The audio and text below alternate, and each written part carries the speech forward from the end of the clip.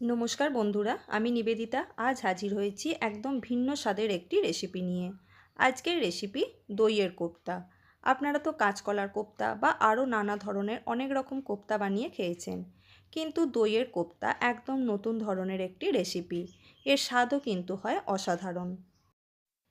নিরামিষ দিনে এটা আপনারা ফ্রাইড রাইস, পোলাও বা রুটি পরোটার সাথে ইজিলি সার্ভ করতে পারেন।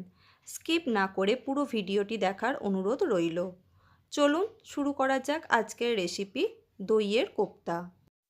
নিবেদিতা রান্নাঘরে সবাইকে স্বাগত। দইয়ের কোপ্তা বানানোর জন্য আমি এখানে 250 গ্রাম পরিমাণ টক দই নিয়েছি। দইটা আমি এইভাবেই সারা রাত স্টেনারের মধ্যে রেখে দিয়েছিলাম, যাতে এক্সেস জলটা বেরিয়ে যায়। স্টেনার থেকে টক দইটা আমি একটি মিক্সিং বোলের মধ্যে নিয়ে নিয়েছি। টক দইয়ের মধ্যে কোনো জল ভাব থাকলে হবে না। এবারে আমি এর মধ্যে অ্যাড করব 150 গ্রাম পরিমাণ ছাতু। মার্কেটে যে ইনস্ট্যান্ট ছাতু পাওয়া যায় সেই ছাতুই আমি এখানে ব্যবহার করেছি। তারপর আমি এর মধ্যে দিয়ে দেব 1 চা চামচ আদা বাটা, দিয়ে দেব স্বাদ অনুযায়ী লবণ, হাফ চা চামচ হলুদের গুঁড়ো এবং হাফ চা চামচ জিরের গুঁড়ো এখানে অ্যাড করেছি, হাফ চা চামচ লাল লঙ্কার গুঁড়ো, আর দিয়ে দেব খুব সামান্য পরিমাণ চিনি। এই সব শুকনো উপকরণ টক দইয়ের সাথে আমি খুব ভালোভাবে মিক্স করে একটি মিডিয়াম ডো তৈরি করে নেব, যাতে খুব একটা বেশি নরমও না হয় বা খুব একটা বেশি শক্তও না হয়। হাত দিয়ে মাখলেই ডোটা বেশ সুন্দরভাবে মাখা যাবে, তাই আমি এখানে হাত দিয়ে ডোটা তৈরি করে নেব। আপনাদের যদি মনে হয় ডোটা নরম হয়ে যাচ্ছে, সেক্ষেত্রে আপনারা এখানে সামান্য পরিমাণ ছাতুরও ব্যবহার করতে পারেন। ডোটা আমার এখানে একটু নরম মনে হয়েছে, তাই আমি এখানে আরও 50 গ্রাম পরিমাণ ছাতুর ব্যবহার করেছি। তার মানে আমার এখানে 250 গ্রাম পরিমাণ টক দইয়ের জন্য 200 গ্রাম পরিমাণ ছাতু লেগেছে। মিশ্রণটা আমার এখানে খুব সুন্দরভাবে মাখা হয়ে গেছে।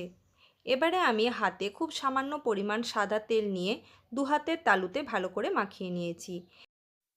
এবারে ওই মিশ্রণ থেকে কিছুটা করে অংশ কেটে নিয়ে প্রথমে গোল করে বলের আকার দিয়ে নেব।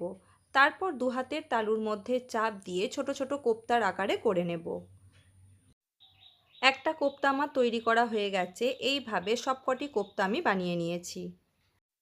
এবার একটি কড়াই আমি ভালোভাবে গরম করে নিয়ে কোপ্তাগুলি ভেজে নেওয়ার জন্য তার মধ্যে দিয়ে দিয়েছি বেশ কিছুটা পরিমাণ সাদা তেল। তেল ভালোভাবে গরম হয়ে গেছে। এবারে এর মধ্যে আমি একে একে কোপ্তাগুলি ছেড়ে দেব। গ্যাসের ফ্লেম থাকবে লো টু মিডিয়ামে। কোপ্তাগুলি এপিট ওপিট করে খুব ভালো করে লাল লাল করে আমি ভেজে নিয়েছি। এবারে কোপ্তাগুলিকে তেল থেকে তুলে ভালোভাবে তেল ঝরিয়ে নিয়ে অন্য একটি পাত্রের মধ্যে রেখে দেব। একইভাবে সবকটি কোপ্তা আমার ভেজে নেওয়া হয়ে গেছে। এবারে ওই তেলের মধ্যেই দিয়ে দেব কিছু ফোড়ন। প্রথমে দিয়ে দেব 1 চা চামচ গোটা জিরে, দুটো এলাচ এবং কয়েক টুকরো দারচিনি। ফোড়নগুলোকে আমি খুব ভালো করে ভেজে নিয়েছি। ফোড়ন ভালোভাবে ভেজে নেওয়া হয়ে গেছে। এবারে আমি এর মধ্যে দিয়ে দেব আদা টমেটো বাটা। একটি মিক্সিং জারের মধ্যে আমি দুটো মিডিয়াম সাইজের টমেটো এবং 1 গিট আদা আমি মিহি করে পেস্ট করে নিয়েছি। সেই পেস্টটি আমি এর মধ্যে দিয়ে গ্যাসের ফ্লেমকে লো টু মিডিয়ামে রেখে বেশ কিছুক্ষণ সময় নিয়ে খুব ভালোভাবে কষিয়ে নিয়েছি। টমেটো এবং আদা বাটা খুব ভালো করে কষিয়ে নেওয়া হয়ে গেছে। এবারে এর মধ্যে আমি কিছু গুঁড়ো মশলার ব্যবহার করব। প্রথমেই দিয়ে দিয়েছি স্বাদ অনুযায়ী লবণ, দিয়ে দেব হাফ চা চামচ হলুদের গুঁড়ো, দিয়েছি হাফ চা চামচ জিরের গুঁড়ো, দিয়ে দেব হাফ চা চামচ ধনের গুঁড়ো। রং আনার জন্য দিয়েছি 1 চা চামচ কাশ্মীরি লাল লঙ্কার গুঁড়ো। সমস্ত স্বাদকে ব্যালেন্স করার জন্য দিয়েছি কয়েক দানা চিনি। গ্যাসের ফ্লেমকে একেবারে লোতে রেখে সমস্ত মশলা আমি খুব ভালো করে কষিয়ে নিয়েছি। মশলা ভালোভাবে কষানো হয়ে গেলে এর মধ্যে দিয়ে দেব পরিমাণ মতো জল, আর দিয়েছি দুটো চেরা কাঁচা লঙ্কা। গ্যাসের ফ্লেমকে হাইতে রেখে ঝোল আমি খুব ভালোভাবে ফুটিয়ে নিয়েছি। ঝোল ভালোভাবে ফুটে গেছে। এর মধ্যে আমি দিয়ে দেব ভেজে রাখা কোপ্তা। কোপ্তাগুলি ঝোলে দেওয়ার পর গ্যাসের ফ্লেম মিডিয়ামে রেখে আরও মিনিট 3 সময় আমি খুব ভালো করে ফুটিয়ে নিয়েছি।